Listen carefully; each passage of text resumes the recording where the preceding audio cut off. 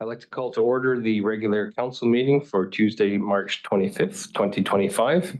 This meeting is being recorded live and is streaming on the District of Summerland YouTube channel. All representation to council, written or verbal, will form part of the public record and be available to the public for viewing electronically or as a written record. Corporate officer, do we have any late items? No late items. We're going to approve the agenda, please. Councillor Van Elfen, Councillor Peak, all in favor? That carries. Consent agenda. Would anybody like to remove anything from the consent agenda? Councillor Peak. Thank you. I'd like to remove the two letters of correspondence, sewage facilities update 2025 and the Minister of Housing, Infrastructure and Communities. Okay, so we'll go down to 11. 11.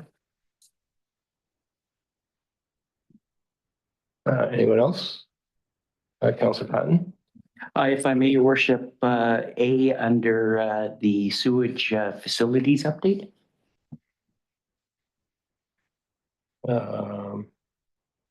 That's what was Councillor Peak just removed, the correspondence. Yeah. My apologies. Sorry. Anyone else?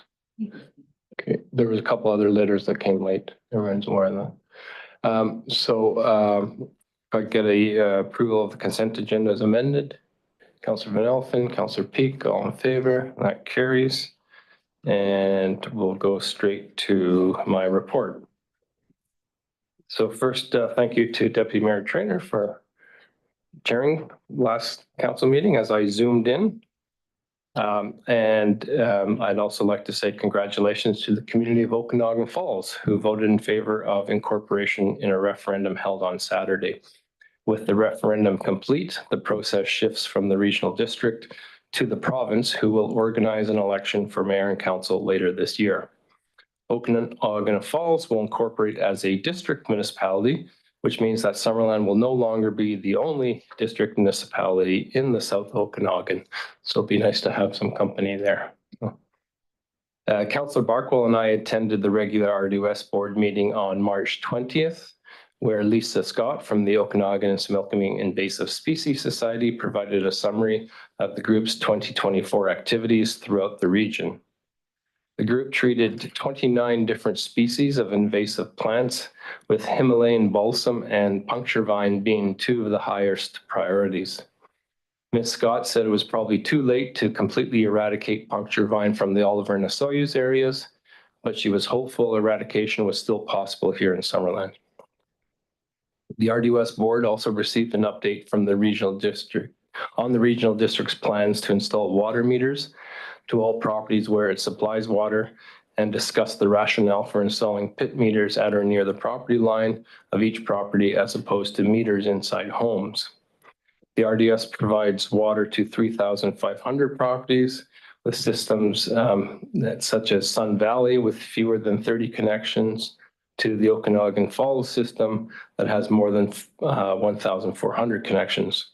Currently, the West Bench system, which has 384 homes, is the only one that's fully metered. On March 11th, 117 mayors and regional district chairs from around the province joined a Zoom call with Premier David Eby, the Municipal Affairs Minister Ravi Kolan, and Minister of State Brittany Anderson to share insights on the impacts of both the U.S. tariffs and the Canadian counter tariffs that are having on our communities. The minister spoke of the need to continue investment in public infrastructure, as that is the best way to sustain growth and emerge with stronger local economies. They also spoke of aligning procurement policies across all orders of government. However, neither the provincial or federal governments have yet made changes to their purchasing practices, nor have they issued any directives to local government. The District of Summerland is therefore currently holding the line on its existing policies and trade agreement obligations, while making every effort to buy Canadian where possible. We do purchase some goods that are made in the United States. Water and sewer pipes are big ones, but these are typically procured through local suppliers, and these companies support other local businesses. In fact, shopping local and buying Canadian is something we can all be doing to help out right now. The tariff situation has become chaotic, to say the least. It seems to change daily, sometimes hourly. However, our procurement staff is closely monitoring developments and actively sharing knowledge and discussing approaches with other local governments in the BC interior so that we may coordinate measures and act together when and if necessary. And that's my report. Acting CA, do you have a report? No? Okay, so we'll carry on to delegations. And we have the Trail of the Okanagan Society. Just push the button and Oh, it's red. Oh, no, you can. yeah, that's it. As long as the red light's on, you're good. Thank you. I'll just wait till the PowerPoint comes up on the screen. In the meantime, thank you, Mayor Holmes and Council, for the opportunity to speak to you today. My name is Janice Levy, and I'm here with Vic Jensen, representing the Trail of the Okanagans. Our vision, oh, sorry, did you find it? Okay. Okay, you'll get there. We come with a vision to create a 370-kilometer long pan-Okanagan trail that will connect all of the communities in the Okanagan, extending from Sicamous in the north, frankly, as far as Brewster in Washington in the south. We're collaborating with other organizations like the Okanagan Rail Trail and the Shuswap North Okanagan Rail Trail to connect all of our trails together to make this come to life. And I want to emphasize today that there's numerous benefits to connecting communities by trail.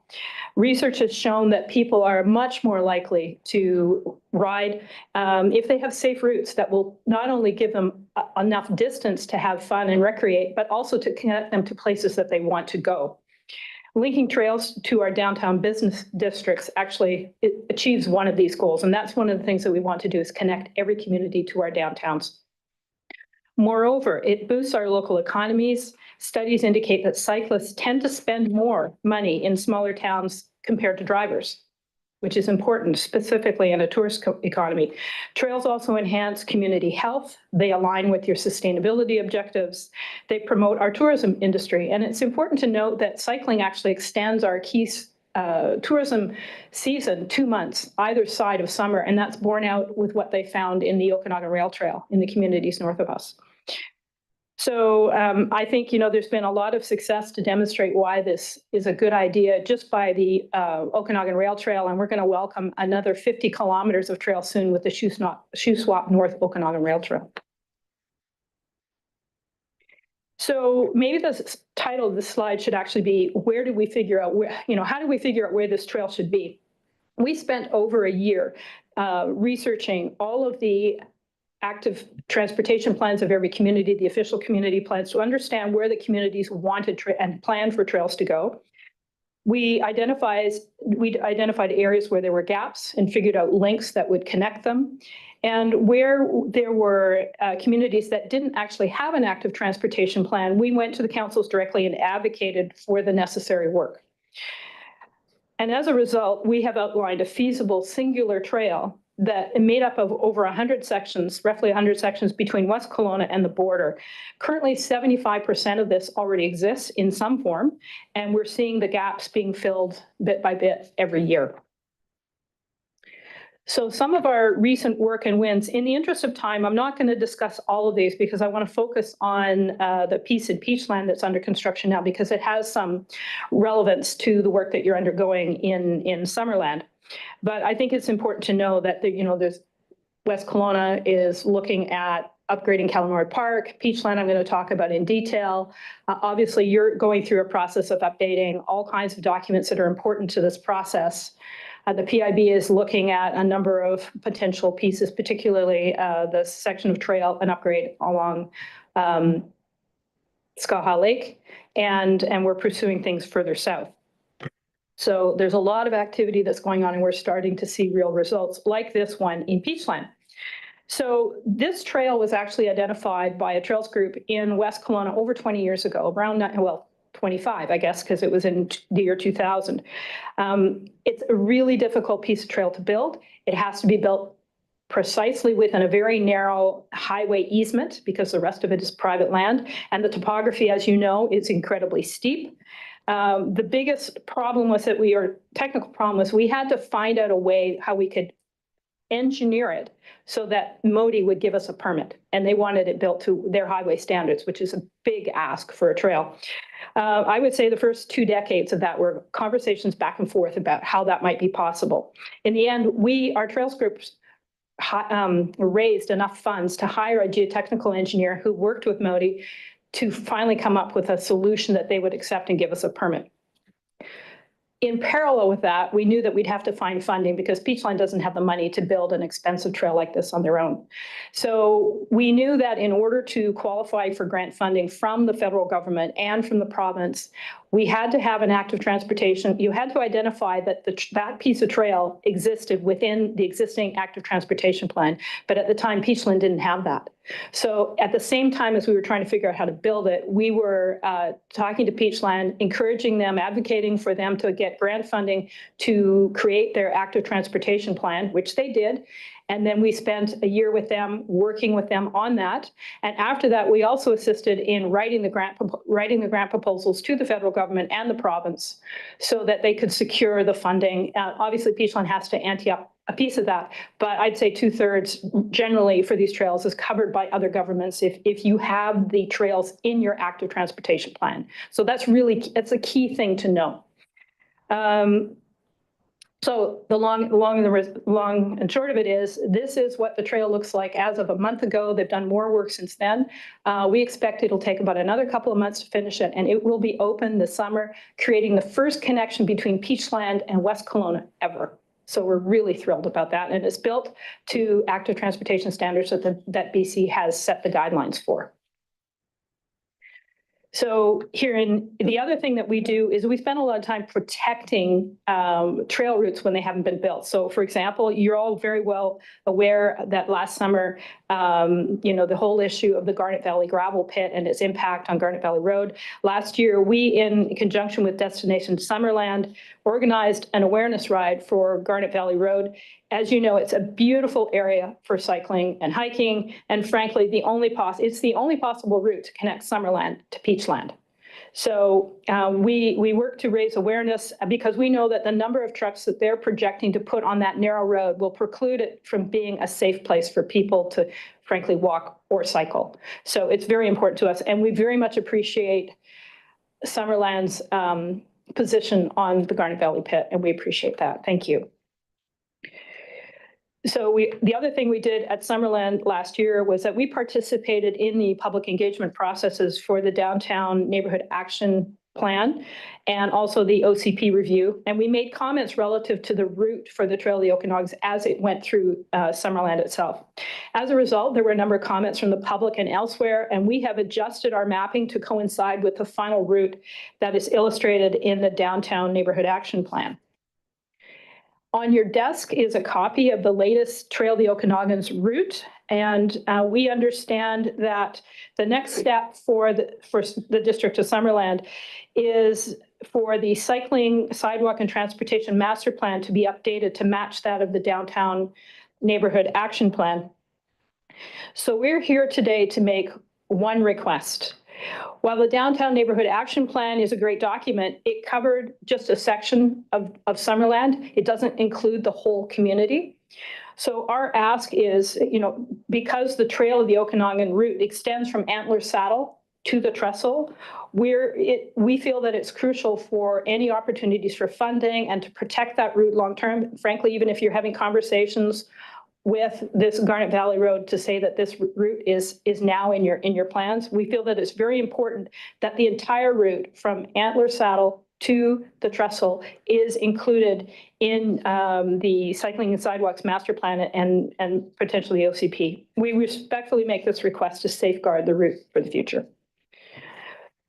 So finally, we really want to thank you for all your various commitments to trails. We appreciate the extension to Giants Head Pathway, the current work of incorporating the trail into official plans, your position on the Garnet Valley Gravel Pit, the new trails on Jubilee.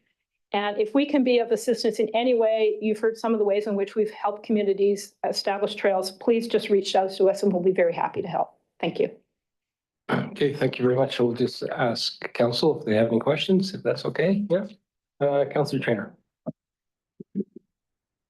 Janice and Vic, thank you so much for coming today. I think you guys are doing amazing work and I really encourage you to keep going. I know it's probably difficult working with all levels of government, but you're doing really great work. And it was awesome to see an update today on that connection between West Kelowna and Peachland. You already kind of answered my first question was what can Summerland do to continue to support your group? So I think your ask was quite clear there. I just have two other quick questions. Have you had any more discussions with PIB and linking the trestle to Penticton, like that KVR route? We do have a board member who's on council at PIB, Tim Lazard. And through Tim and other situations, we've learned of some initiatives that the PIB are undertaking. So currently they are in discussions with the RDOS about improving the trail that goes from, I think it's Wrights Beach down to almost Kaleden. That section of trail is basically a single track. The RDOS has improved the trail up to the point where it becomes PIB reserve. So there is a discussion now undergoing about how to improve that. There was an effort to do it last year. Some funding fell through, but they're taking a more active look at it now. The other thing I can tell you is that we learned that the PIB is, I don't know if you're aware, I'm sure you are, that the PIB actually purchased the rail bed from the trestle down to Penticton fee simple. So they own it. Now the land has not been transferred to reserve, but the PIB owns it. It's a little kind of a funny situation there. But what it does is it allows work to take place because they do own it. So at this point, we all know that that trail is, it's in poor condition. A lot of it is sloughed up where they're going through some ravines, but they are undertaking a review of that length of trail. I think largely because they feel that they have a liability on that. So we don't know what the purpose of the study is or what the outcome is going to be. And clearly anything that happens there has to be on the time frame and the consensus model that the PIB operates on. But we do find it encouraging that they're looking at it. And if they're concerned about liability, we're hoping that it will be upgraded, not just closed off. So that's what we know. It's good that you have Tim on your board as well. Yes. Okay, and just one final question. Often when we're putting in bike lanes, we have to do them in small sections because it's too much to do them all at once. We often get quite a bit of pushback from some members of the public asking why we're doing this, bike lanes to nowhere. Can you maybe talk about your vision for how cities can overcome that or help people understand more about how bike infrastructure really improves the community? Sure. I think one of the things that when we talk to to councils, we talk about putting a priority on linking trails because the longer a trail can be, the more effective and useful it is. So rather, when you're establishing what your priorities are going to be about building trails, we would like you to think that the Trail of the Okanagan is your first priority, in part because it will sooner connect to other communities.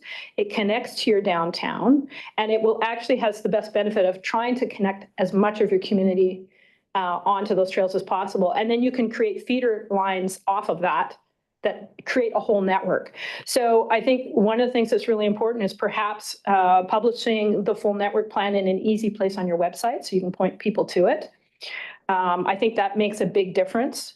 I think you can talk to, it's very, very common to get a lot of voices concerned about funding or what does this really matter or why are we doing this? The reality is studies have shown that 70% of people will cycle if they have safe places to cycle. Right now, people don't understand why we want cycling infrastructure because nobody cycles. Well, they don't cycle because there's no pathways for them.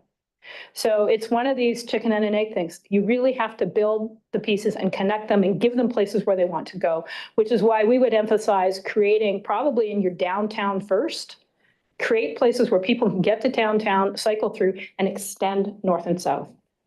I don't know if that entirely answers your question, but it's very common to get negative comments, but frankly, the amount of positive comments that you get later when you put it in place far exceed the number of people that are complaining at the beginning. And that's been demonstrated North America wide. Thank you.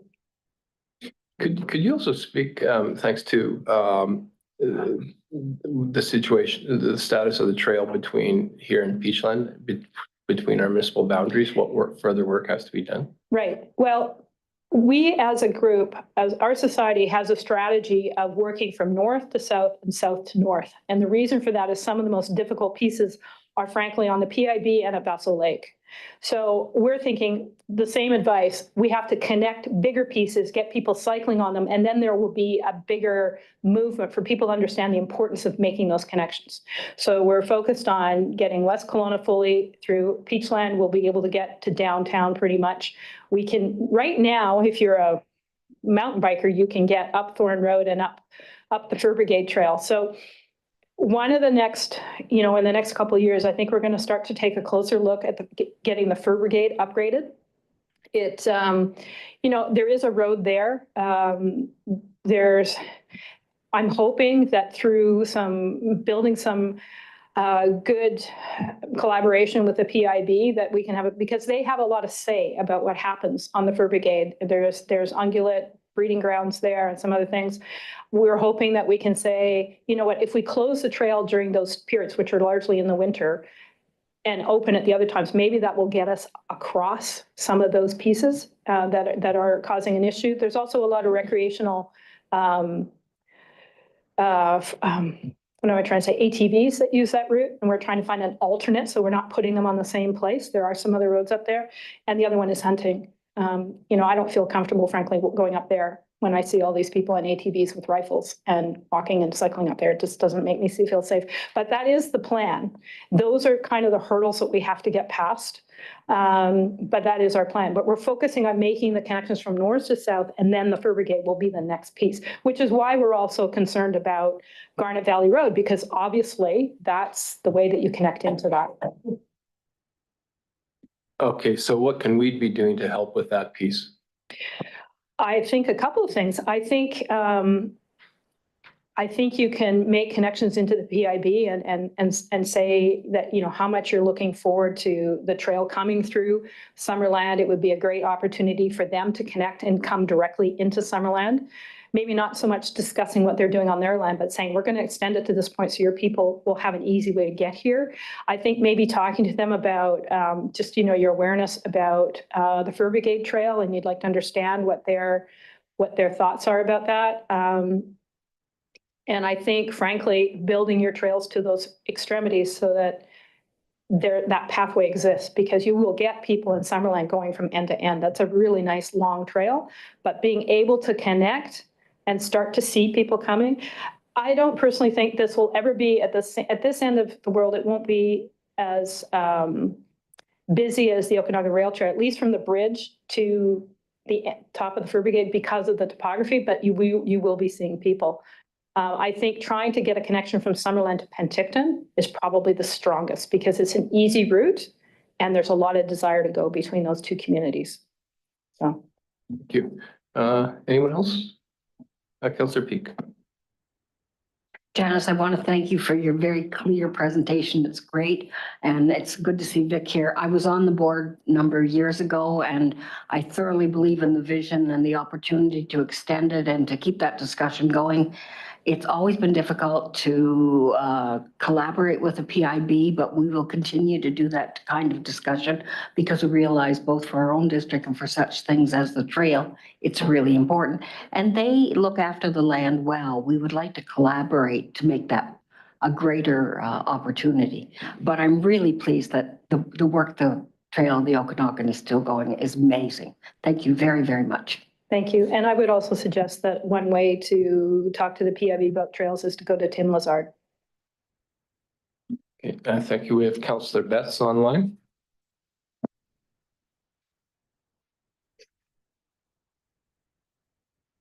I think you're muted, Councillor Betts. Okay, there we go. Apologies. I'm having some technical issues at my house. So my question specifically about the proposal is just that I noticed in the downtown details that they're potentially different than where council is currently looking at putting some pathways. And a significant part of this is that SD 67 has redesigned our school district and how the school is, how everybody's coming into town. And so that's changed the District of Summerland's approach to our downtown transportation really just in the last number of months. So is the Trail of the Okanogans really fixed on that exact route through the downtown core, or is there some understanding now that SD 67 has just kind of helped really change how our downtown transportation is looking, that could be easily amended? So two things. One, I think you are probably looking at the original presentation that was sent through. The map that we showed through Summerland is actually a little bit out of date on the first presentation. The presentation I gave today has been updated, and I provided all the councillors and mayor here today with what we believe is coordinated with the Downtown Neighborhood Action Plan. So there might be two pieces of information that you're looking at. Having said that, we know that we have to remain nimble, and we respect what communities say where the best place is to go in that community to put the trail. The only thing we would say is that we still think it's a really good idea to have the trail go past the school downtown. It's an obvious place that people will want to go. But we remain nimble. We work with communities to find a solution that works for everybody. Thank you. Councillor Barkle, do you have something? And then Councillor Van Alphen. I was just wondering, is the PIP eligible for the same active transportation grants that municipalities are? And Yes, they are. And in fact, most often they can get a higher percentage of funding than communities can get. oh, that's good. That will really help the process, I think. Mm-hmm. Yeah, Councillor Van Alphen. Thank you. Thank you for your presentation. The Fur Brigade Trail north of town, I believe it is closed to motorized vehicles part of the year now. I am one of those ATV riders, and I use that trail quite frequently to get towards Peachland. But you do encounter mountain bikers, horseback riders, ATVers, walkers. Mm-hmm. So I think we always need to keep that in mind, that it's, it's it should be a multi-use path for everyone. And it's like riding, say, west of town here on the Trans-Canada Trail.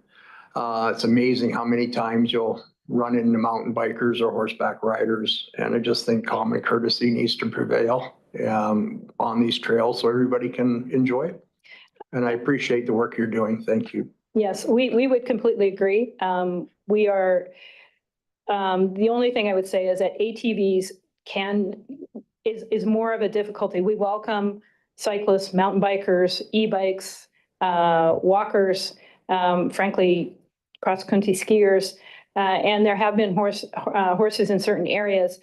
We have more of a difficulty with ATVs, which is why, because of what it does to the trail, and also it's more difficult to maintain them, and it creates more conflicts along the trail, which is why I mentioned that we'd like to find an alternate route between Peachland and Summerland that could be used by ATVs. And there are some easements and things in there that might be possible.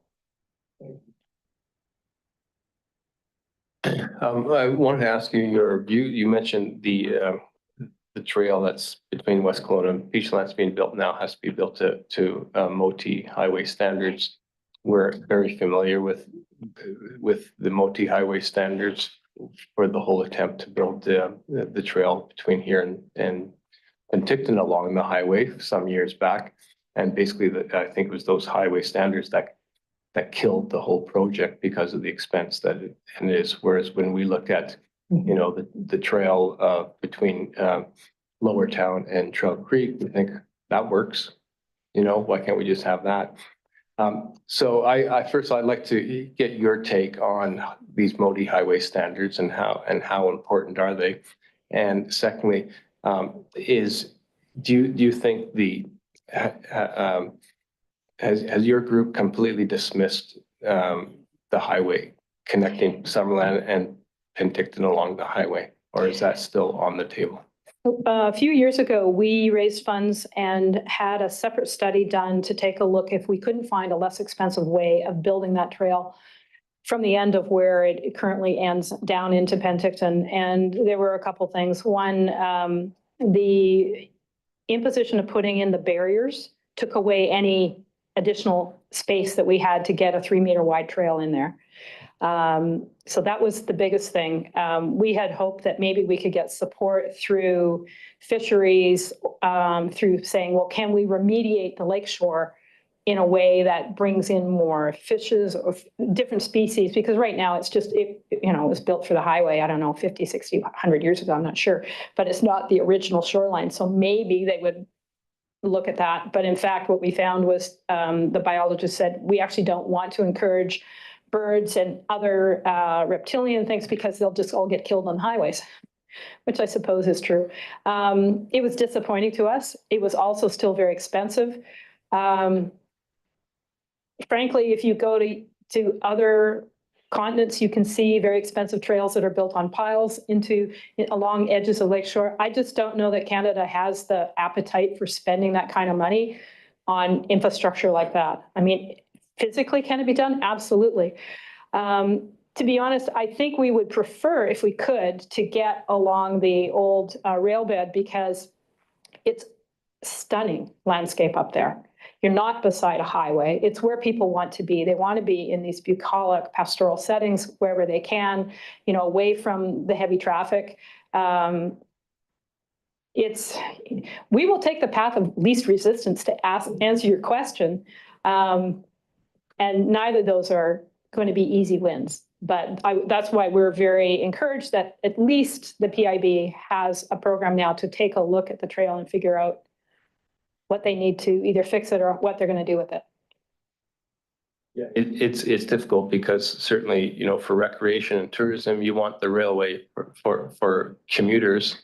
You'd rather have the highway. So it's, and there's a lot of commuters. So, and I think it's just a matter of time before somebody's killed on that highway. Anyway, anyone else? Thank you very much. We appreciate, we've always been supportive of the whole initiative. So thank you. Thank you very much. Moving on to public comment opportunities. Would anybody like to comment anything to any of the business items on the agenda? No, we'll move on to our business items then. Late grant and aid requests. And I think I'll turn this over to Renee. Thank you, Mayor Holmes. As part of the adoption of the 2025 financial plan, Council approved the allocation of $43,799 of the $45,000 budget for grant and aid submissions. This allowed for $1,201 of unallocated funds for any future applicants. We have since obtained 3 requests at the office. 2 of them are from Summerland Firefighters Association, totaling $737, and then 1 other application from Summerland Secondary School for $500. Representatives from both groups are with us today to briefly speak about their requests, similar to when we had all other groups present. And first we will hear from Steve Almas, and he's representing the Summerland Firefighters Association. Okay, go ahead, Steve. Great. Thank you. Good afternoon. I'd like to thank the Mayor and Council for the opportunity to present this grant and aid request, albeit late. As many in here know me, many may not know me outside of this room. My name is Stephen Almas. I moved to Summerland 14 years ago from Vancouver with my wife and 2 children. In the past 7 years, I've been a committed member of the Summerland Fire Department. I'm presenting on behalf of the Summerland Firefighters Association, whose president is Kevin Bond and vice president is Jake Macassacker. And they happen to be on vacation now, so they tapped me to present. The Summerland Firefighters Association function is to organize events and fundraising outside of our official duties. So that's kind of the reason for the association. We thought we'd also take this opportunity to educate others about what we do and how we do it, even though most people in this room are quite aware. How we serve. Our fire department offers comprehensive services while adhering to National Fire Protection Association standards. What this means is the certificates and training that we hold are for all Ontario professional firefighters in North America. So a firefighter working for our department in New York has the exact same certificates and training that we have here in Summerland. Our team addresses wide range of emergencies such as fires, technical rescues, vehicle extrications, wildland fires as well. The firefighters commit to hundreds of hours each year to training, emergency response, and serving the community. Consistent training maintains our readiness to respond effectively, regardless of the time or circumstance of the call. The association, we are 37 committed individuals from diverse backgrounds, united by a shared purpose to be ready to help others when they face their most critical moments. We take on this role and responsibility in addition to full-time work, running businesses and caring for our families. Beyond emergency response, our members actively volunteer in support of local events, charitable initiatives, and community organizations. And a significant portion of our fundraising supports community events and charitable causes, including initiatives like Toys and Toonies for Tots and Teens, which last year we raised $15,815.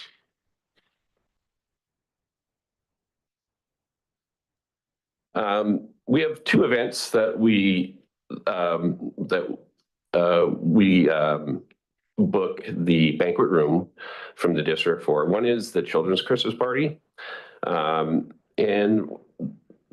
the reason why we have the Children's Christmas Party is the demands of the job extend beyond the firefighter. The families carry that weight too, and our children quietly experience the times when their parent can't be present.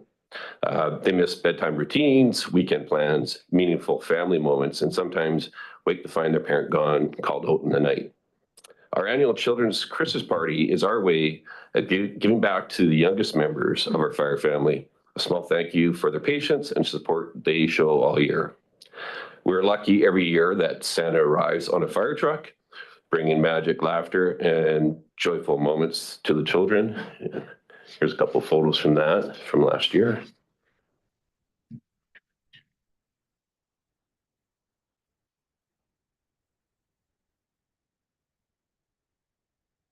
The members' Christmas party is a time to step away from the mental and physical demands of the job and enjoy an evening of good company, recognition, and celebration. It's one of the few chances we get to come together as a full crew, not in response to a call, but to reflect on what we've accomplished as a team throughout the year. We also take a moment to recognize the role of our spouses and partners play in helping us manage the demands of the job. The night is truly about acknowledging those who make what we do possible, whether they're on the call or supporting from home. And so our grant and aid request is to support our use of the district Summerland facilities for hosting the Christmas parties for our members and their families. Thank you. Okay, thank you. Council, any questions? Councilor Trainer. Steve, you're looking for support for those two parties, was that it? The children's and the regular Christmas party? Correct, yes. Okay, so is that like a waiving of fees for the rental? Correct. Okay, great, thank you. Councilor Peak. Well, you think that everybody here knows what you do.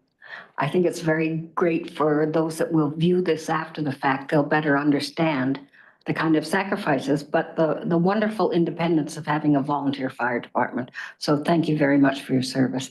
And I'm more than pleased to propose this as going forward. I appreciate that. Thank you. Councilor Van Elfen. If Janet Peak put it on the floor, I'll second it. Do we want to do them all together? I think it's better if we do them all together. Huh? Yeah. Because this isn't the only request. So we might want to discuss the money in the budget. So let's just hear from the delegations, ask them questions, and then we'll discuss them all together. Thanks. Any other questions for Steve? Council Chair? How have you paid for it in the past? I'm just curious. We do some fundraising throughout the year. We do own a little 50-50 every practice night. And so we have kind of a small pot of funds that we hold to the side for paying for something like this. And outside of that, we have, for example, one of the members, parents cook all the food. And so we purchase the food and rent the space. And most of it is just a side fundraising that we do in-house throughout the year Okay, to pay for these things. This is the first year that you're requesting assistance for this. It's my understanding, correct? Yes, Okay. the first year. Okay, perfect. Thank you. Okay, thanks very much. Thank you. Yeah. Back to Renee. Thanks, Steve. I now have Matt Raimondo of Summerland Secondary School in relation to the request from his team for travel. Okay. Hi, council. Thanks for having me here. I've never been in front of anyone like this, so bear with me. I have no slideshow prepared. Darcy Mullen applied for this grant for our senior boys team and the sports program. He is now on vacation in Mexico, so he asked me to come here today. Basically, this year, our senior boys team did very well. We made it to provincials to the finals, lost in the finals. So we went 32-1 on the season. And basically what we're asking for is just help offset some of the costs for the year because it was a very expensive year. Basically, it cost every family $2,300 for the season. Between the tournaments going down to the coast 3 times this year and then a little bit of travel in the Okanagan, the cost really adds up now and the school really doesn't cover any of it. So we were just trying to find avenues to cover some of the costs. So we did some fundraising at school through the year. It was awesome. Jenny Mitchell was a big part of that. And other than that, we're just, that's basically why we're here right now and asking for that little bit of cash to help out. Okay, thank you. Council, any questions? No, you're off. Oh, Councillor Barkwell. Sorry, I was sort of reading some of the material in this, trying to find, just double checking the policy. Which team is it and where are you going? The Summerland senior boys basketball team. I'm the head coach for it. Yeah. And we've actually just finished our season. And when we were adding up the budget, Darcy and some other people were talking about how we can find some ways to collect some money to help the cost for the parents. So this is to reimburse for expenses already incurred in just a regular, you didn't go to any national championship or? Well, we did. So we had to qualify to be a provincials and we made it there. So yeah, it goes South Okanagan, then it goes Valleys, and then it goes to a provincial championship. And that's down in Langley. We're down in Langley for 8 days for that. Yeah. So the policy is that we normally would support people going to championships if they, won the region and things like that. Yeah, so it was a provincial championship. It's a championship, and we made it to the championship final and lost in the finals. Although it's not clear about retroactive, so we'll have to figure that one out. Okay.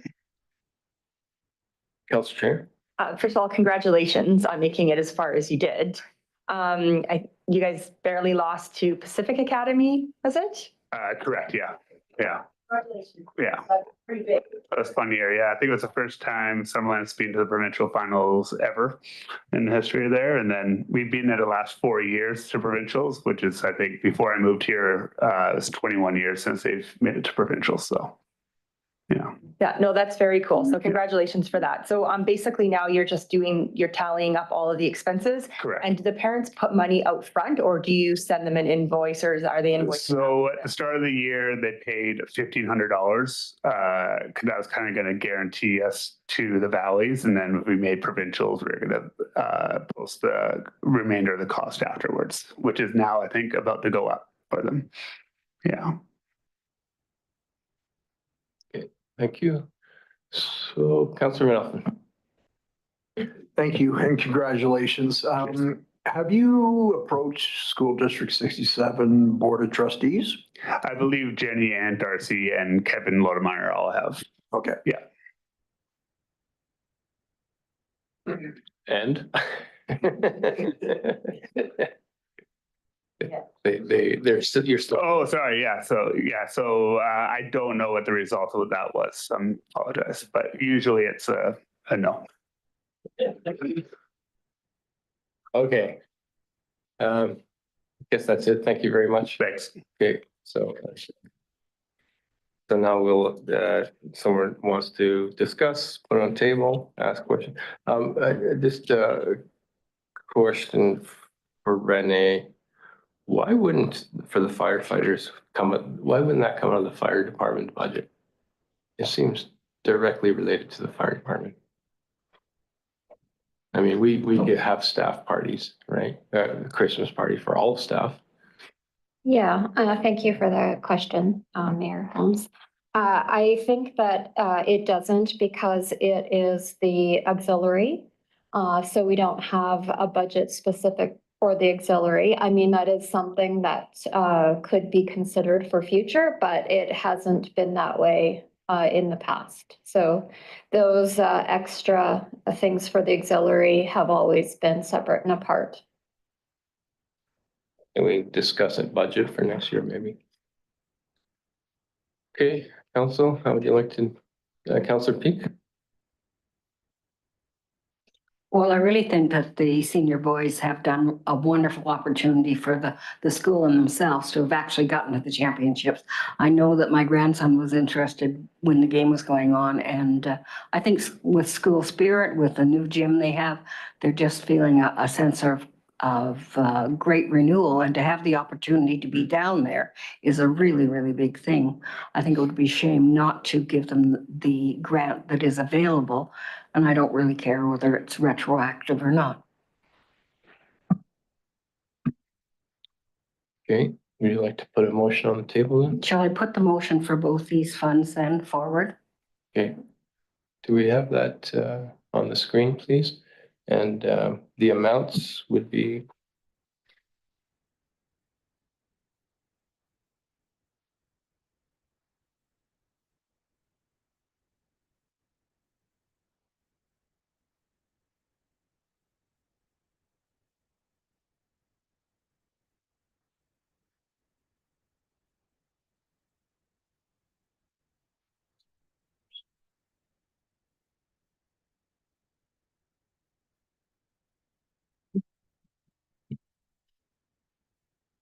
He's not laughing.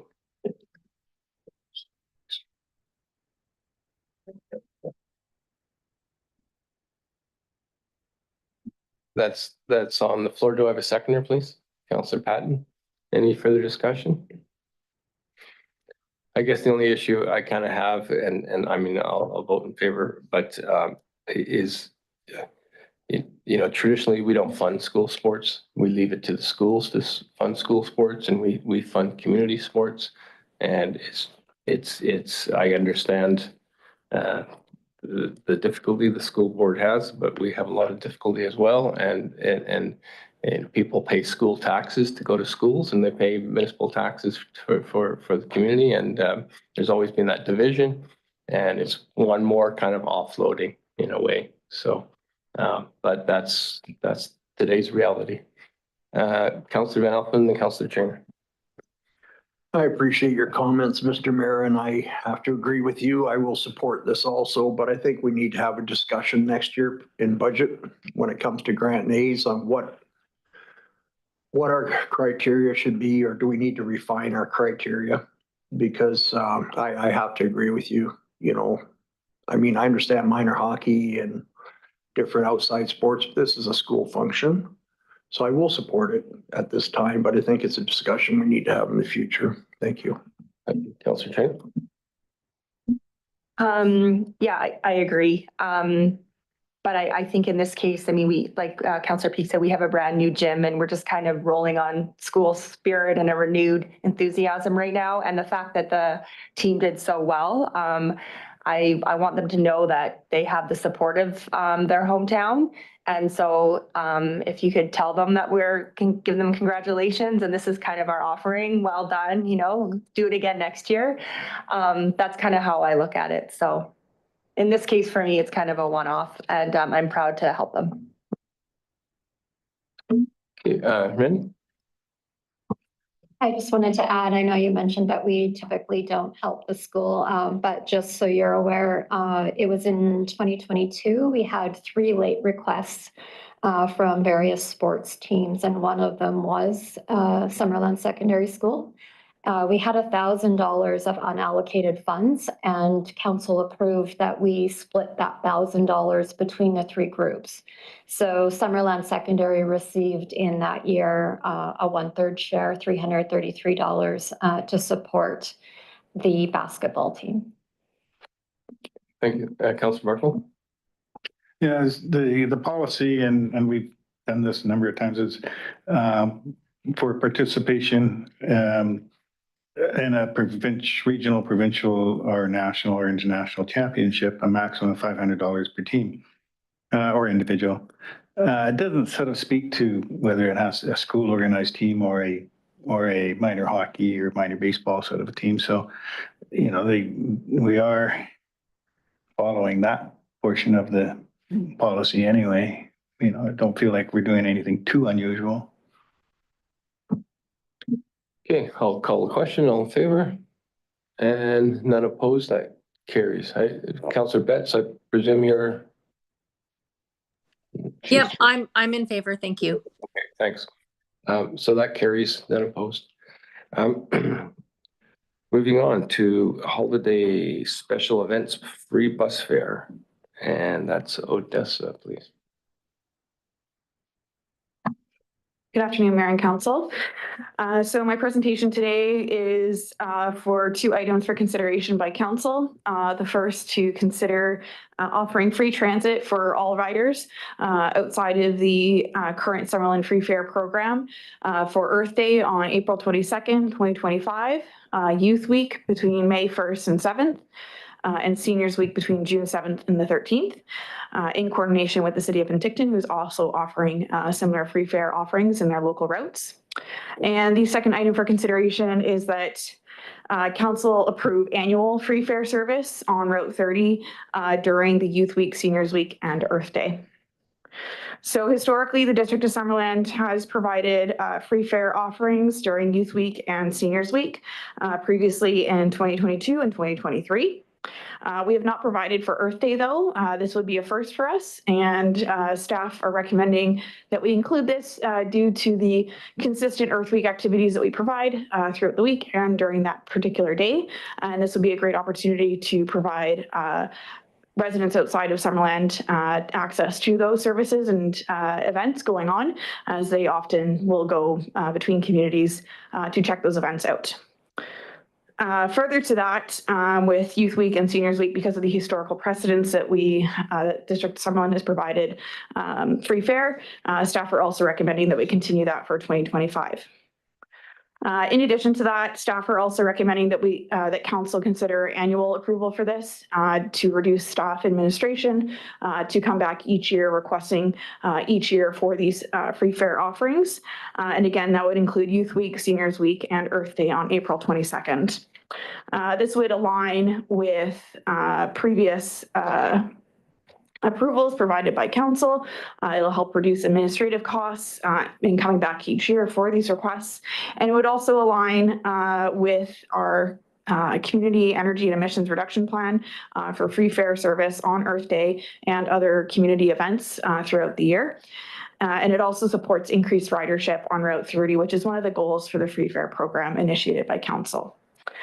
With that being said, staff is recommending approval for both recommendations, number 1 and 2. And that's everything. Thank you. Okay, thank you. Council, any questions? Councilor Patton? Thank you, Worship. Odessa, who is requesting this? Who has brought this forward to you to bring to us to offer free ridership for anybody outside of Summerland during these 3 events?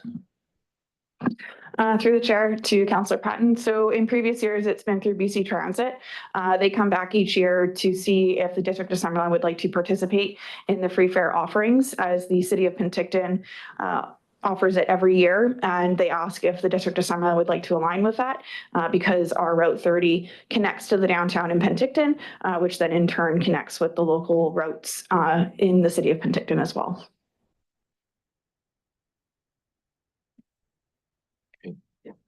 Anyone else? Councillor Barkle?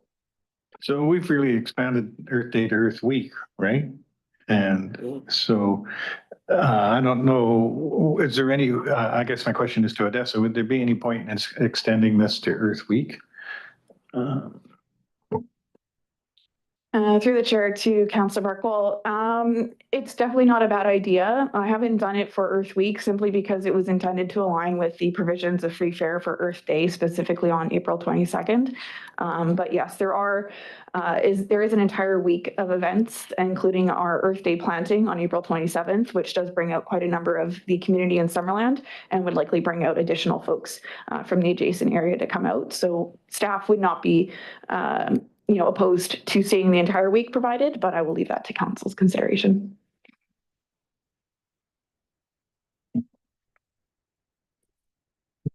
Okay, so what do we want to do? You raised it.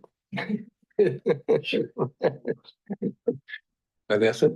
Sorry, just to further clarify, so Earth Week does kind of shift every year, so I wouldn't recommend a consistency of April 22nd to the 27th because each year it does shift a little bit. And because of the holiday this year on Easter, we have shifted it over by a couple days to account for that. So that would be something that we'd have to bring back, or there would have to be a statement specifically as to just it being Earth Week, not specific days due to the shifting of the calendar. But Youth Week and Seniors Week would shift as well. So. Through the chair, it does, but because we're just saying generally Youth Week and Seniors Week, we're not saying specifically the 7th to the 13th or the 1st to the 7th, rather that the District of Summerland is supporting or could support through council's approval if they choose to, that those particular weeks would be supported year after year after year. And then we would just come back with media announcements saying like when those days are specifically. So I guess that could be technically applied to Earth Week as well. And then it would be a generic Earth Week, and then staff would be able to confirm the dates that year. Yeah. All right, Councilor Turner. I'll bring forward a motion if that's okay. So I'll bring forward the motion as presented, except for Earth Day, I would change to Earth Week, and I would let Odessa decide what exact days those would be. I think that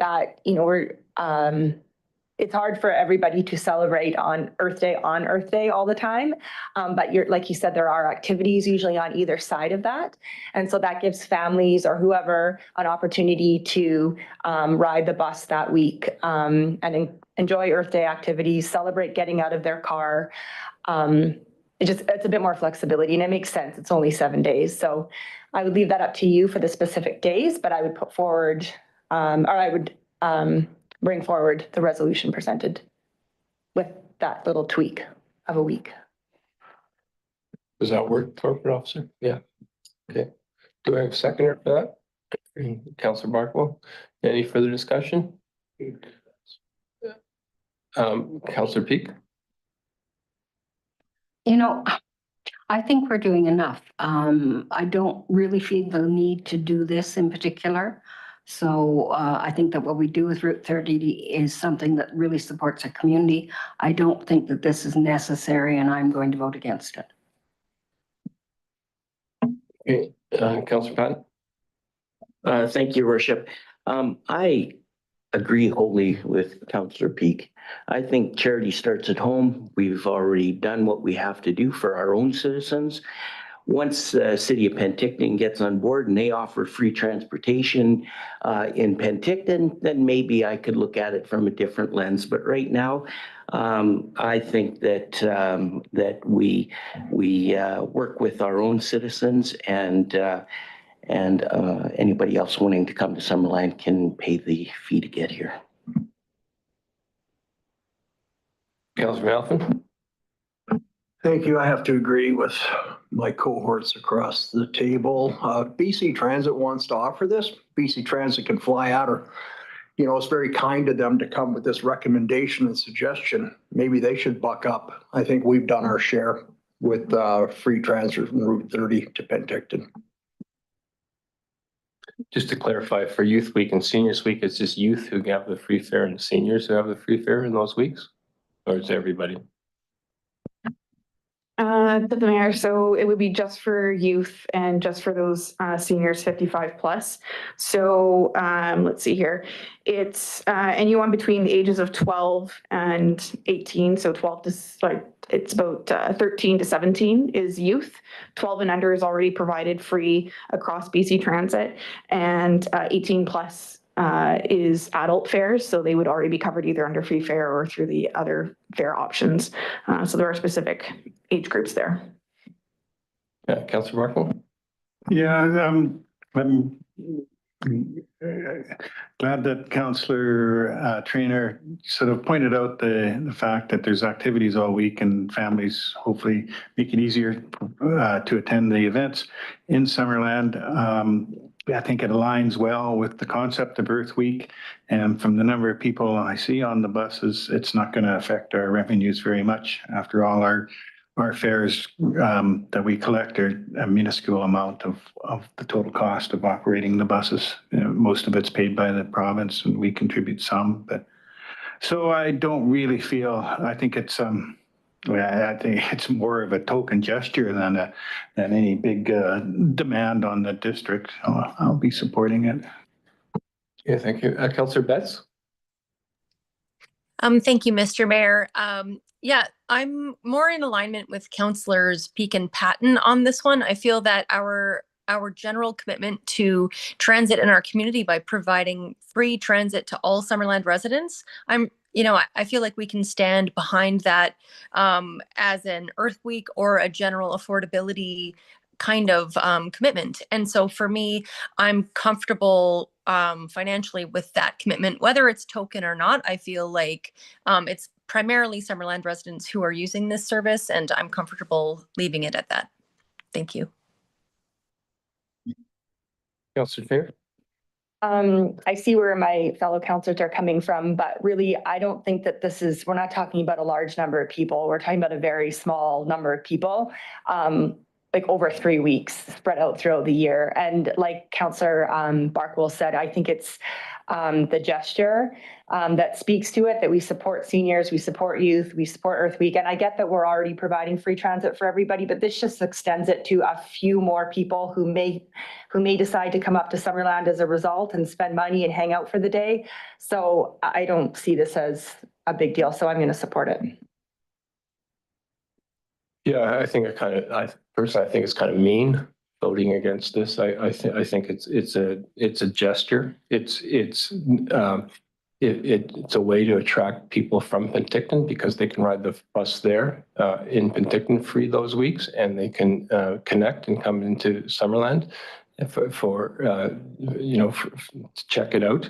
And also, not everybody in Summerland is getting free fares anymore. People who don't take the bus, if they don't have an UMO card, they can't just hop on the bus and show that they're proof of residence anymore. They have to have that card.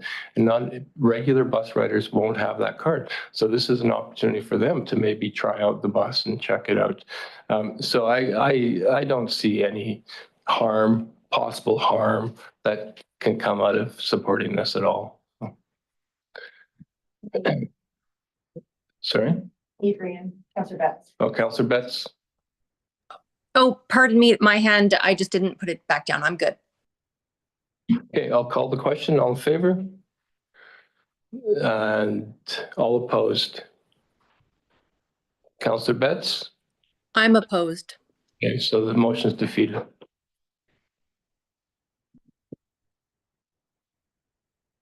Moving on to our development services report, Mr. Dulvin. Thank you, Worship. I don't really have a presentation prepared for this report, as council's just asked for this to be pulled off the consent agenda.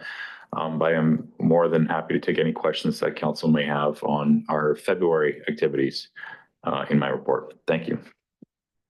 Okay, thank you. Council, any questions? Councillor Barkwell. So when I first looked at the numbers here, I thought, oh, there must be a typo, $25 million. And then reading through it, I see the explanation. That's for the building across the street from here. Yeah, and I can't remember, has the permit been issued and for the Parkdale Place, the Legion Village site, or is that still pending? Because that'll really bump our numbers when it comes. To your worship, to Councillor Barkwell, we actually just received that building permit about 2 weeks ago now. So it's in process, but you're right, it will boost our numbers for this year. And I imagine they've been progressing with that one. It'll be moving forward, I think, quickly. Okay, well, that'll make for a big year, regardless of what else happens. Yeah, thanks. Councillor Peak. Thank you very kindly, Mr. Mayor. I wonder, Brad, if you could speak to the enforcement activity. I see that there's a great deal of intensity around some of the files that are being looked at.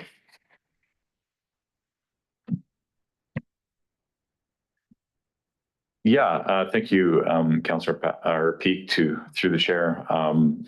A lot of our violations and complaints that are coming forward have been more significant in terms of resource intensive. Untidy, unsightly properties are a great example of this. They usually require multiple follow-ups with landowners and warning letters and issuing of tickets. And even when things improve for a little while, they usually sometimes regress as well. And then we're reopening a previously closed complaint file. So right now we only have the one full-time bylaw enforcement officer, and he is managing those priorities as best he can with his allocated time. And we are hopeful that our capacity will increase here as soon as we have the term seasonal position on staff. And we just closed that posting, so it'll be probably I would say 2 to 3 weeks probably before someone is online with that. Thank you. Thank you very much. I did have a question as to when that opening came forward again. Thank you for your information. Thank you. No other questions? Get this motion to receive for information. Councillor Van Alphen, Councillor Barkwell, all in favor? That carries. Moving on to 9.5, animal control contract, notice of motion. Councillor Patton. Thank you, Worship. As last council meeting, I've brought a notice of motion forward, and in regards to the our animal control. The background on it is at a recent meeting that was organized by the Summerland Civic Engagement Society. The discussion was focused on the District of Summerland services. And the message that was taken out of this meeting was there was an appetite for service reduction cuts that correlate to property tax increases. And so the proposal I'm bringing forward would actually come into effect January 1st, 2026 due to the contractual obligations that we have. And what I'm right now, the District of Summerland, our portion that we pay in regards to the animal control is about $90,000 a year, which works out to just under a 1% equivalent tax increase. We do collect money in regards to dog licensing that is about $35,000 a year. And so my request is that we cancel the contract with our animal control.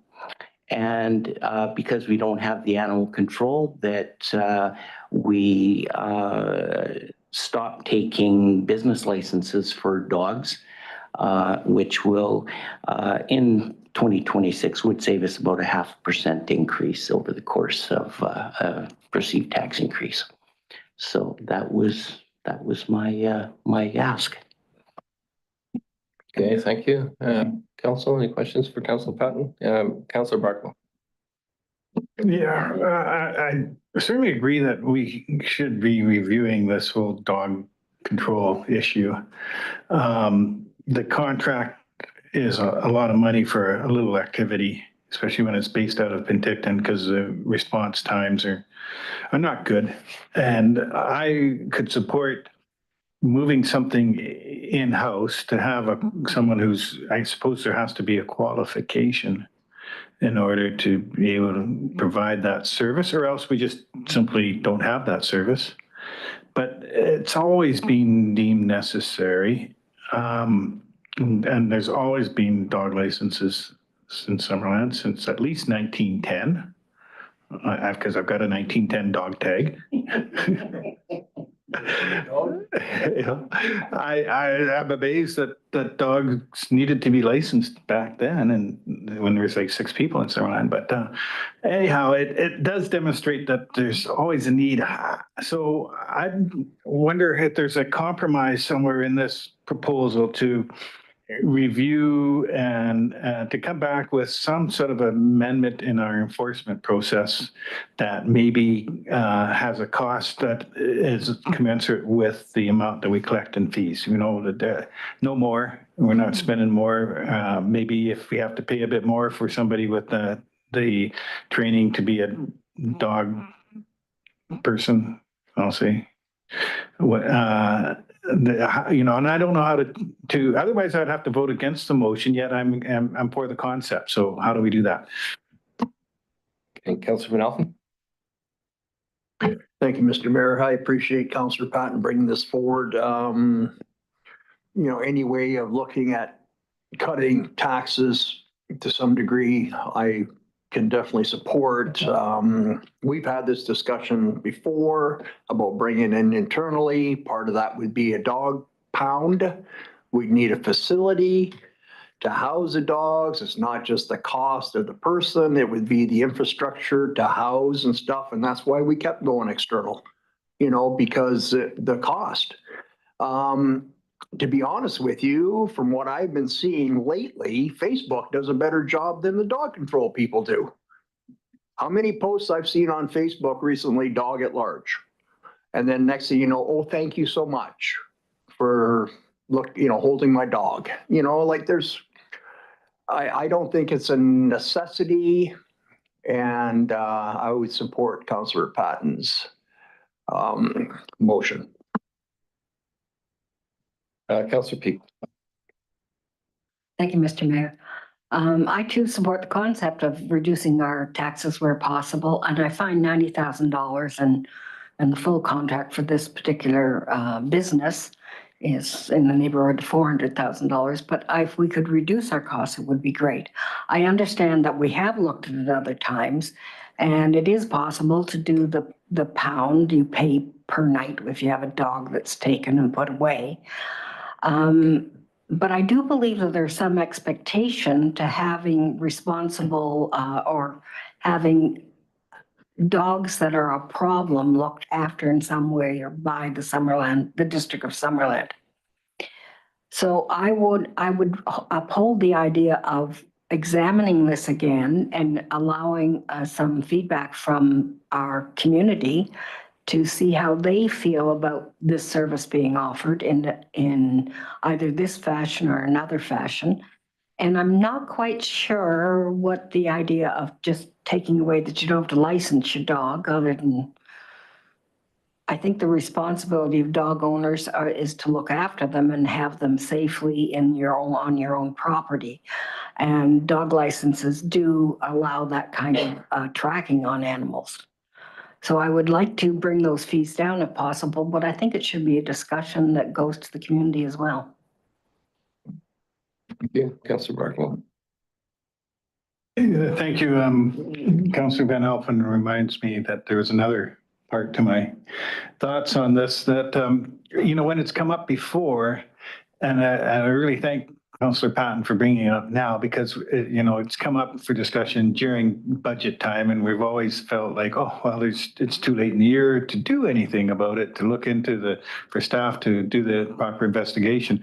So Councillor Van Alpen's correct in that if you're going to do anything, you need some sort of facility.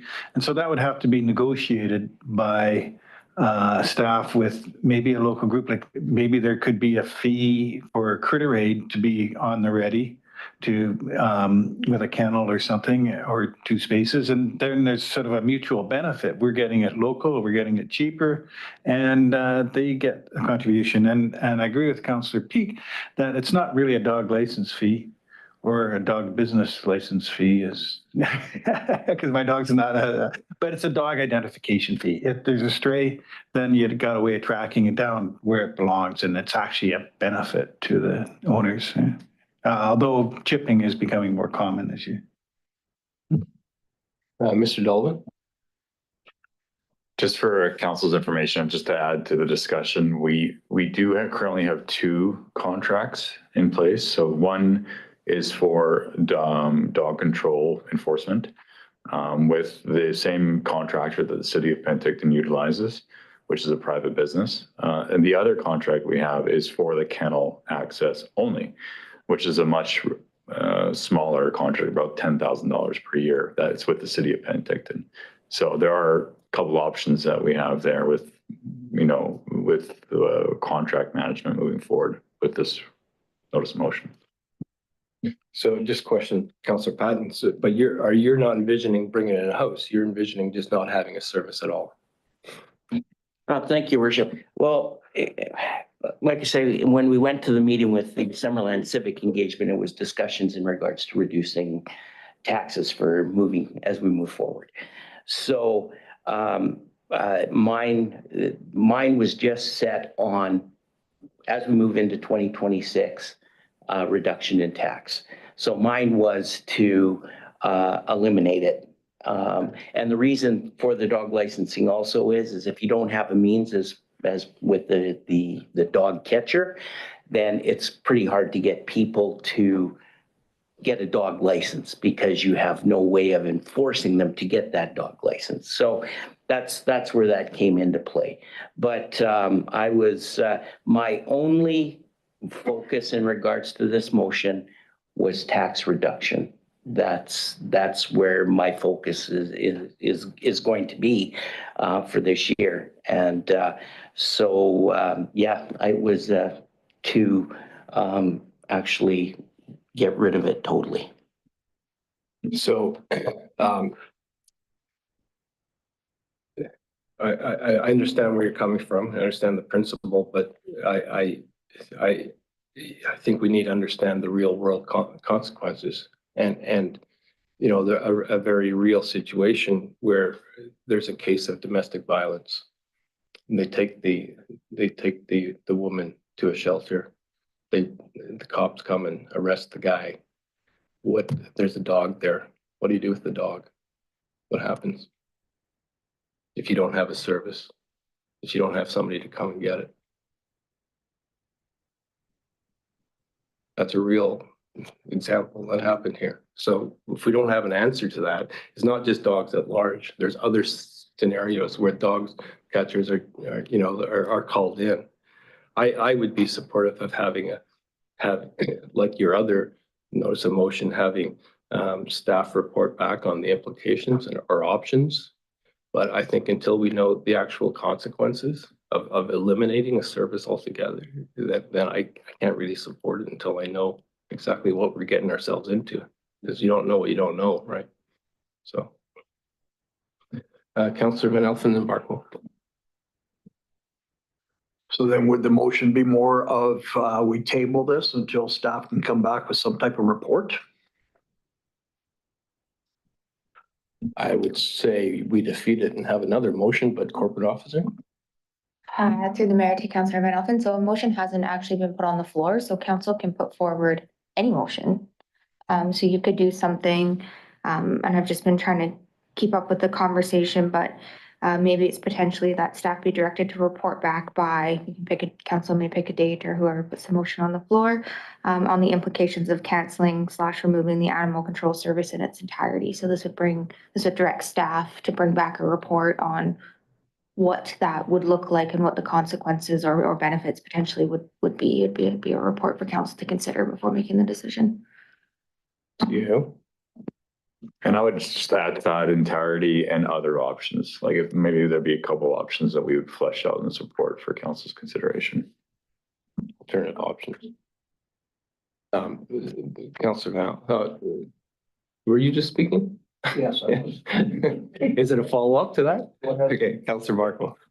I was just gonna note, like, yeah, we gotta consider all the options. And once again, it's great that Councillor Patton brought this forward. And I know like $90,000 is like, and we could put that to a full-time bylaw officer and have both the benefit of bylaw services and dog control for the same cost.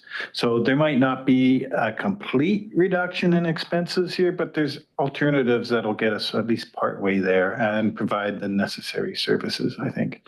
And the only time that it's going to get done is if we do it at this time of year, where staff can look into the options and come back with prices and alternatives. Okay, so Councillor Betts, Peak, and then Van Alphen. Thank you, Mr. Mayor, for the opportunity. I think that, as was mentioned, the implication of ceasing to have to collect those fees, it has a broader implication that concerns me. I mean, I did a little research on other communities, Penticton, RDCO, Kamloops, everybody has a responsible dog ownership bylaw. And I feel concerned that if we have no way to enforce that bylaw, that we essentially would no longer have that bylaw, which to me has knock-on implications. So I'm open to having a staff report on this, but I'm not certain that this is the best way. Thank you. Okay, thank you. Councillor Peak. Thank you, Mr. Mayor. I think a review is a really good idea, and I know we have talked about it other times, so I want to thank Councillor Patton for bringing an option forward. Every time we talk about it, there's some other things that come out of that discussion, so I'm pleased to have an opportunity again with a staff report and a good think on my own again. Thank you. Yeah, Councillor Van Alphen. Thank you, Mr. Mayor. Just what you brought up makes sense, and I've seen it happen in our community where they've had to bring in the dog people just for that specific reason. But that's part of staff's job coming up, is to review that. And maybe it's a contractual type situation, a call out situation, not $90,000 a year. Maybe we can do it on a call out basis if there is that type of situation that does arise. But I appreciate the conversation, and I look forward to staff coming back to us with a report, and I appreciate Councillor Patton to bring it forward. Thank you. Councillor Patton, any last words there? Thank you, Worship. This was great. The dialogue was needed. And,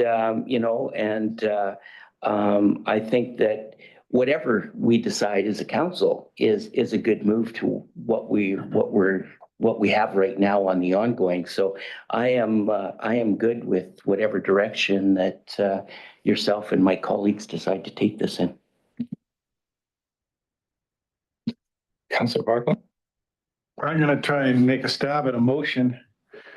Oh. Try that one. No, I have to put my glasses on.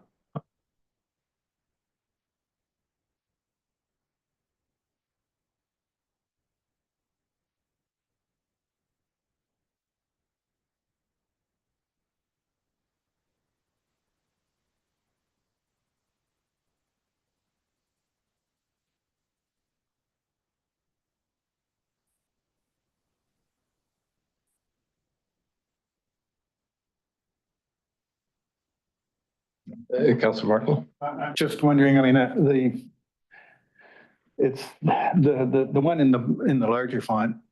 That's all we need, right? The other ones are just left up. Okay, that's what confused me. I looked up and I saw all the same things. So I'll just move Oh, we need a date. Just, yeah, we need a date. And also, like, does this cover, I mean, talking about, you've listed those three things, but does it necessarily cover like what Councillor Van Elfen was just saying? Well, maybe there's another, a third way, you know, where you can just have a on-call kind of pay-as-you-go kind of service. So I don't know. I think we just have to kind of look at other options or something. Wait. All right. Okay. Thank you. Perfect.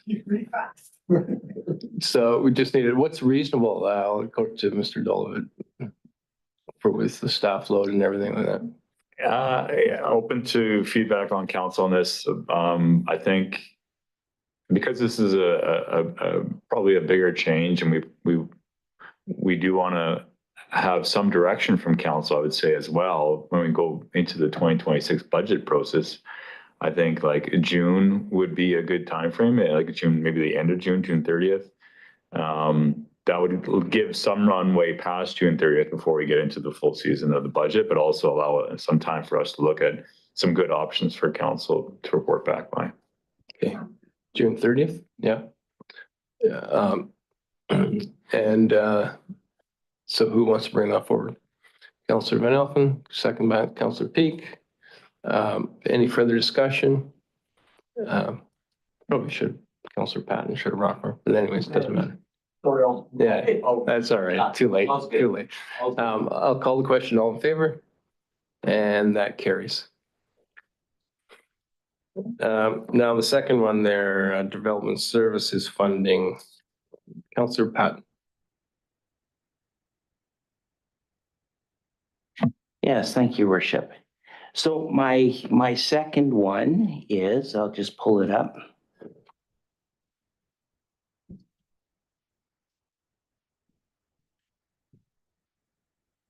So this motion has to do with our development services. So the District of Summerland Development Services is a revenue generating division with the compensation is being delivered with tax dollars. As a revenue generator based on a user pay system, there is an inherent safety net being funded with tax dollars through operations. I'm requesting that that staff explore for the 2026 budget review, having development services as a cost recovery department. As a cost recovery department, monies generated from building and permitting and land use planning would be used to cover wages, professional development, professional association membership fees, and any software licensing associated with the departments.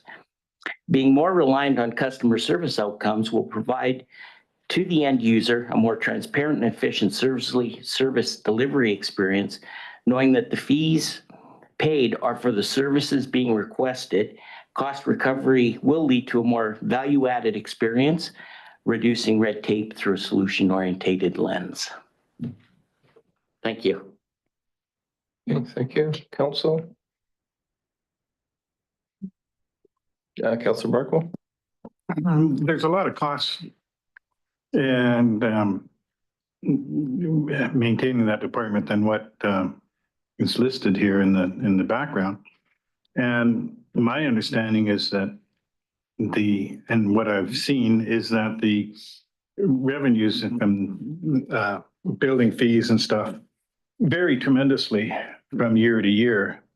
I remember the RDOS, their budget was thrown way out of whack when they had $100 million winery in their area one year and left their department with a huge surplus. But then on the bad years, sometimes you've got staff doing jobs maybe that are more like things are slow, so it's some long range planning is done and everything. So trying to match revenues and expenses on a yearly basis in development services is a difficult job and can really only be done on the longer run. And of course, we always try to keep our fees similar to other municipalities. So I think I'm not going to be opposed to having staff's comments on this, but in the long run, I'll be surprised if we ever really need to make a change here with this cost recovery financial model. I think that's sort of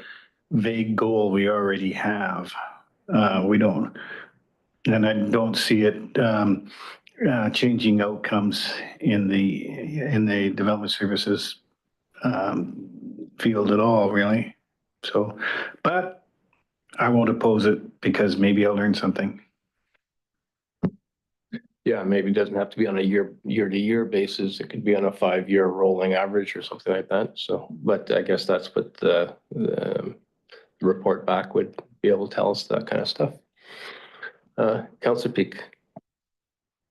Well, I'm certainly not opposed to having a look at this opportunity, but I do feel that probably our community is not large enough to support this. If you had a Kelowna-sized community, I think you have a greater opportunity.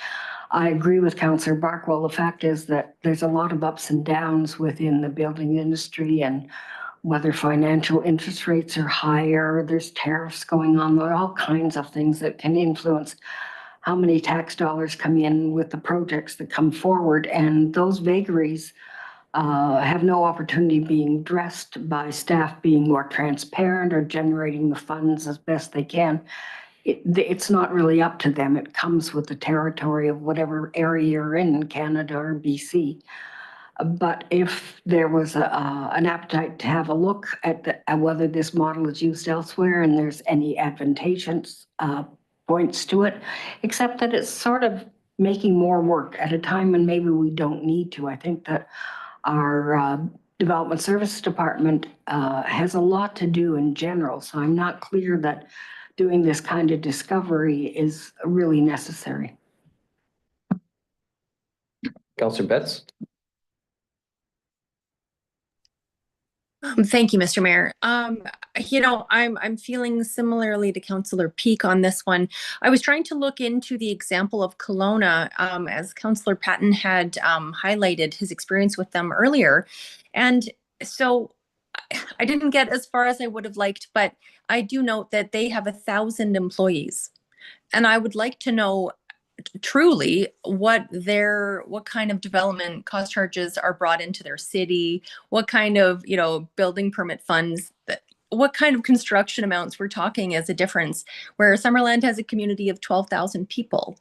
And I really think that there's a very big difference about how our Development Services Department is able to meet our legislative requirements as compared to getting really creative about problem solving in a larger department. And I see that as a limitation in trying to make this department a cost neutral, or just trying to move forward with what Councillor Patton is suggesting.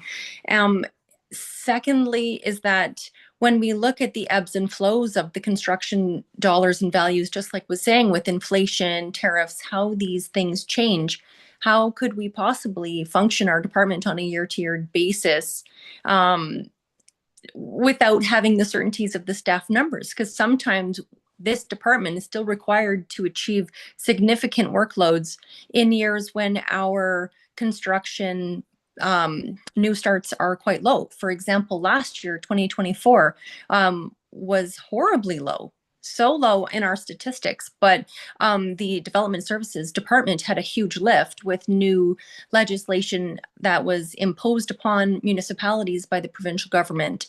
So I just think that that's a really important part of what we're talking about, and a community of 12,000 people, I'm just not sure how that could be self-funding. Thank you. Okay, thank you. Mr. Dulvit, is this for staff current workload? Is August 2025 realistic timeframe to prepare a report like this? I think if the goal is to try to have something in place as per the background of this notice of motion as part of the 2026 budget review, that would probably be like the latest possible probably that we would need in order to include it as part of the budget process. So we would make it work, I guess, is kind of the answer, to report back by that date. So another way to ask the same question then, what, if anything, would fall off the table?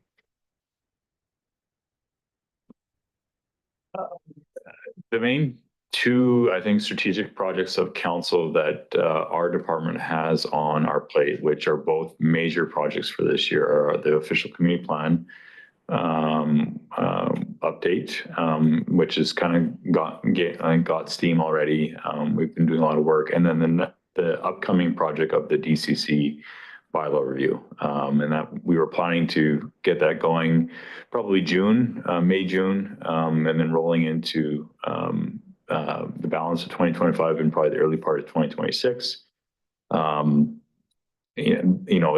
the regular humming of the department will still continue. Whatever comes through our front counter, and now our new online application portal, I'll make a little plug there for that, we have to process. And what we've seen right now lately is a lot of inquiries going up and a lot of applications coming in for new construction. So those are pressures as well. But if council's asking me there's only so much we can do, and those are the key strategic projects that we're doing this year.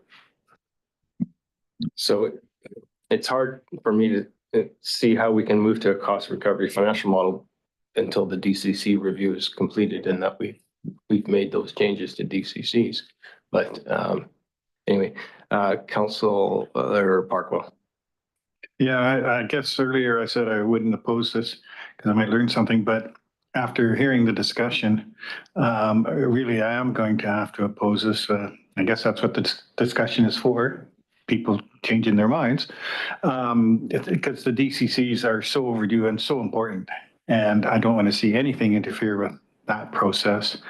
Perhaps but I wouldn't mind, I'd kind of like to see like a one-pager report on the possibilities or something. So is there, I guess, I put that to Director of Development Services. Is there sort of some kind of brief report that wouldn't require too many resources that would be possible? To your worship, Council Barkle, I think this is a big question. How we can get the cost recovery is a big question. There's probably different scenarios as to how we could get there, maybe through time to get there, that we would probably have to map out for council for consideration. Yeah, I don't know if it could be a one-pager, to be honest. Because there's many considerations. Our fees, how our fees compare to other jurisdictions relate to this. So that on the revenue side, 5-year trends, as the mayor indicated, for development, maybe looking at that as kind of what we expect for building permit revenue coming in, for example. It's not a simple, I would say, report back. Sparkle? Your answer doesn't surprise me at all, really. When I think about all the variability in the budget from year to year, you had $200 and some odd $1,000 grant for your work on the new online project and things like that. In a small department like there's no, it's too much variability. It's just not a priority. I can't see potential benefits there that are anywhere near immediate or even short term. Councillor Elton? Thank you, Mr. Mayor. No, I appreciate this thought process and I appreciate the discussion. I mean, it's, I know having a full-fledged, full-blown report by August of 2025 might be a little bit difficult, but I think it warrants a further discussion prior to budget, to some degree. We've got to come up with different solutions, during budget. We've got to start looking at other ways. We've looked at revenue generation other than taxation. Now it's, we need to be looking at savings. And, maybe it's like the mayor says, maybe it's over a 5-year average, instead of a year-to-year basis, but it's definitely warrants looking into, in my opinion, if we can become more cost neutral in that department. So I'll support it, but the dates may not be necessarily, maybe it has to be later, closer to budget time that we can have a discussion and how, continue the discussion. Thank you. Councillor Patton? Thank you, Worship. Councillor Van Elfen brings up a good point, is that it's probably more conducive to our Director of Finance figuring out the models and how it would have to operate very similar to our electrical department. And but I do think that we talk about how we change things, how we're going to do things different. And this was just something that we could look at doing different that may take some load off of our operational budgets. And all we're doing is changing how we do business. That's all we're doing. So anyways, but again, I will go with the same as I always have, that follow what my colleagues feel also. Okay, well, we'll need a motion on the field. I'd certainly be interested in seeing what a report. I just concerned about staff capacity right now, and it's not one of our stated priorities, and I think we need to focus on priorities, but if we can kick it down the road, that would be good. Councillor Patton? Thank you, Worship. Yeah, the date, the date it does not matter. I think that it would be nice to have some more information come to us prior to budget. Now, if we sit down as our group again in September, October, and we start talking budgets, that's when I think that we would have a more fulsome discussion. And by that time, our Director of Finance would also be in conversations with our Director of Development Services. But the date could be pushed back. That's not an issue whatsoever.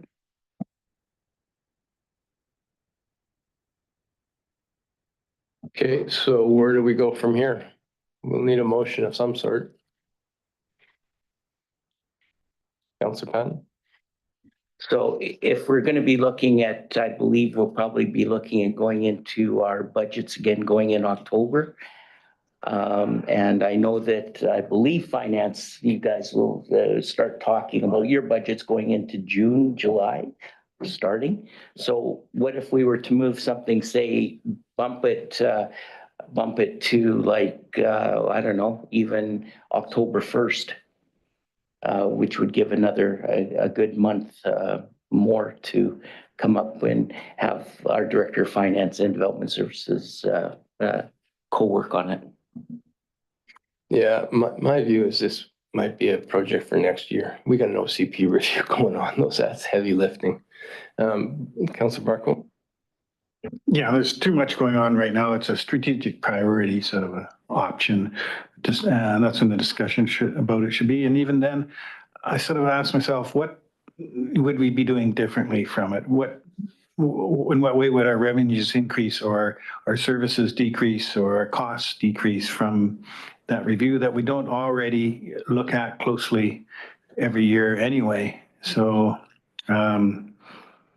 given all the weight of all the things going on, DCC reviews, OCP, and the limit, and whether the same benefits couldn't be done through just a regular review of our expenses and revenues. I just can't see it.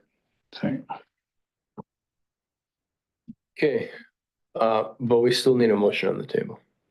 Or do we?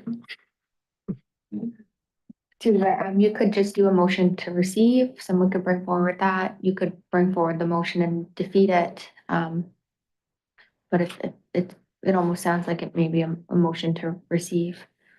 Somebody wants to do that, whatever. Councillor Betts? Thank you, Mayor, for the opportunity. Yeah, I mean, I think that it's very important that we're respecting the workload of the department at this time that we've already tasked them with doing via our strategic priorities. So I do think if this is something that council sees interest for, that would be more reevaluated, and as well with staff's input about the timeline of when that's appropriate. Because I think council imposing a timeline on something that seems like a strategic priority shift before budget time, from my perspective, that does not seem realistic.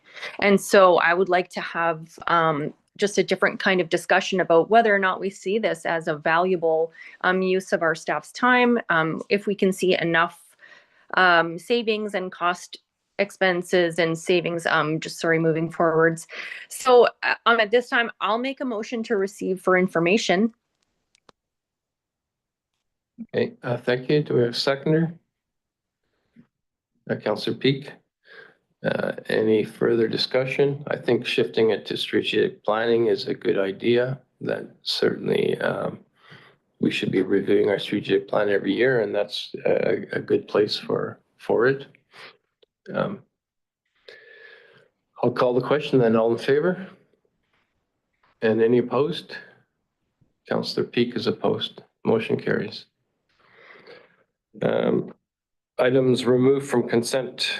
So 4A and 4B, that's the first one is the sewerage letter. Councillor Peak.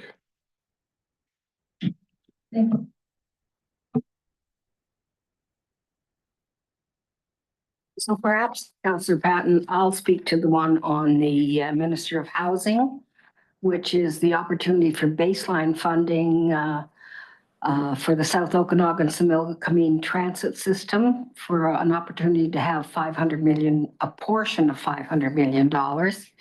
And there are no timelines given, but BC Transit would submit capital plan applications and the capital plan components in detail. And applications will be reviewed and recommended for approval on a rolling basis, ensuring that projects can proceed without potential delays. I see no reason not to be included in something like this, although, again, it doesn't talk about timelines, but the opportunity to receive funding for transit is a good opportunity to know that it will be going forward. Okay, thank you. I couldn't really understand what they were talking about in this letter. But I supposedly maybe, well, this is just something that will come in through the pipeline for BC Transit, or how do we deal with it? Mr. Dalvik? Nope. Yeah, the way I interpret this is that the BC Transit has already applied for our area because they operate the service for transit in our area for this federal funding. And this is just informing you that we've been successful with the expression of interest stage, I guess, in that first initial stage. Okay. You're good with that, Councillor Peak? Okay. And then letter A, the sewerage grants. Either one of you, whoever. Thanks, Your Worship. I want to, this is great news for Summerland.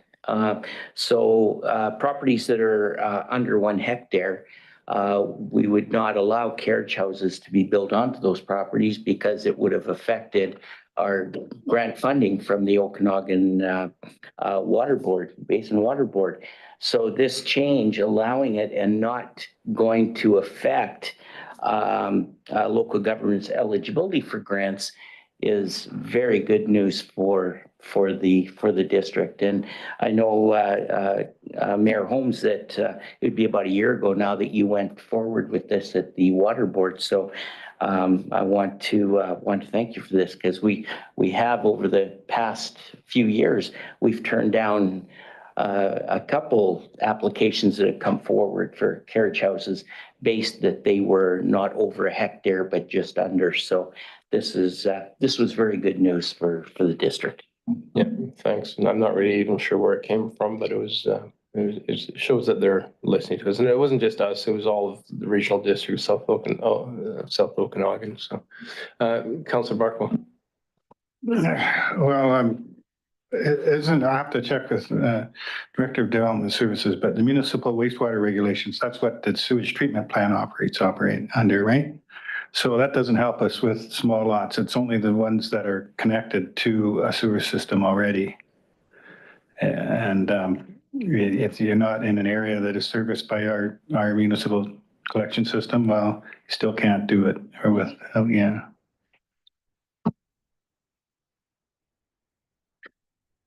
Yeah, if I may add some clarity to this, through the chair to also to Councillor Barkle. And I was a bit confused too when I first read this regulation, but the key kind of criteria is in accordance with the municipal wastewater regulation piece of that. So that is the regulation that is utilized for private sanitary sewer systems that are not managed by a municipal system. So this primarily came from the regional district because they were worried about the new policy that was been implemented, not allowing for these existing private systems, though they have a few of them throughout the regional district, not allowing them to have carriage houses, even though they're already much less than a hectare and they're connected to a communal system. So unfortunately, it doesn't apply for on-site septic. That 1 hectare rule still is a barrier for those properties that are serviced with on-site septic for both subdivision and carriage houses, unfortunately. Okay. So I'll need a resolution unless there's anything else. So, Sorry, we just missed the bylaws for adoption. oh, do we? Oh, okay. Come back to that. We'll just get a resolution to remove, to accept those 2 letters first, and then we'll go back. So Councillor Van Elfen, Councillor Peak, all in favor? And that carries. Now bylaws for adoption, the fees and changes amendment bylaw. Someone like to bring that for adoption? Councillor Van Elfen, Councillor Peak. Yeah, any discussion? All in favor? None opposed, that carries. And the OCP amendment bylaw for 15600 Highway 97. Want to bring that forward. Councillor Van Elfen, second. Councillor Patton, all in favor? And that carries. Now I need a resolution to close the meeting to the public pursuant to sections 91A, G, and I of the Community Charter. Councillor Peak, Councillor Van Elfen, all in favor? That carries. Maybe we'll take a short break.